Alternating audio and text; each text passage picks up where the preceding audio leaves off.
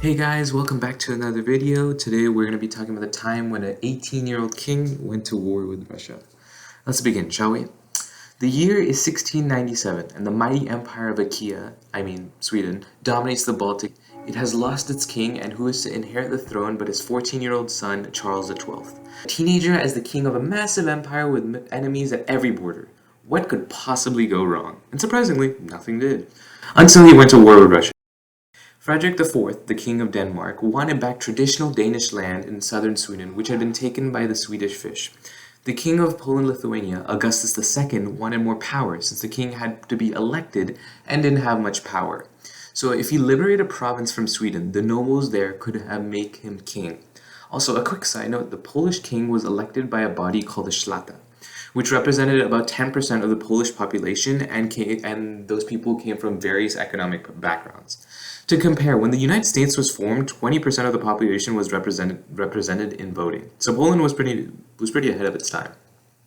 Russia was led by Peter the Great, who wanted a port in the Baltic in order to trade with Western Europe, as he seriously loved the West, just as much as present-day Russia loves sending troops to the Ukraine. So the three countries made an alliance to get rid of Sweden. So Denmark and Poland decided to attack, but they followed movie villain logic and attacked one at a time. Charles, being the daring man he is, immediately called his troops and led them personally to deal with Denmark, and so furious and surprising was his attack that Denmark quickly surrendered and left the alliance. Poland was also quickly defeated and both nations lay in tatters. Russia finally got a peace deal with the Ottomans in the summer while Charles was still fighting Denmark, and they began to prepare an attack on Sweden. But since good infrastructure hadn't been invented yet in Russia, it took them till winter to even start the invasion. Charles was in Sweden when the attack began, and he immediately made plans to meet the invasion, but his advisors thought otherwise. My king, you can't possibly think of going to attack now. It's far too dangerous. There's a massive storm in the Baltic which we will have to brave. After that, we'll have to march 150 miles with great haste in the middle of winter.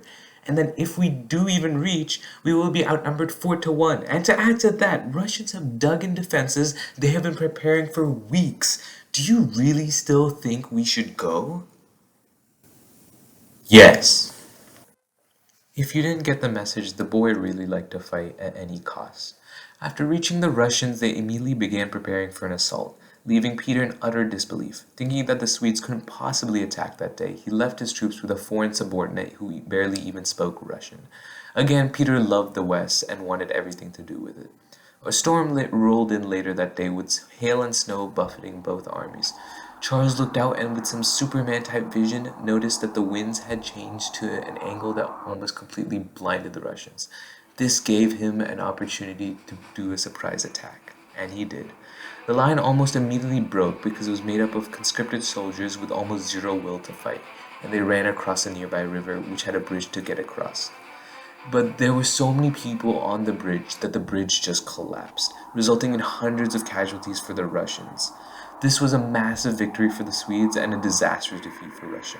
Peter scrambled to make a secondary defensive force thinking Charles would press the attack, but he didn't.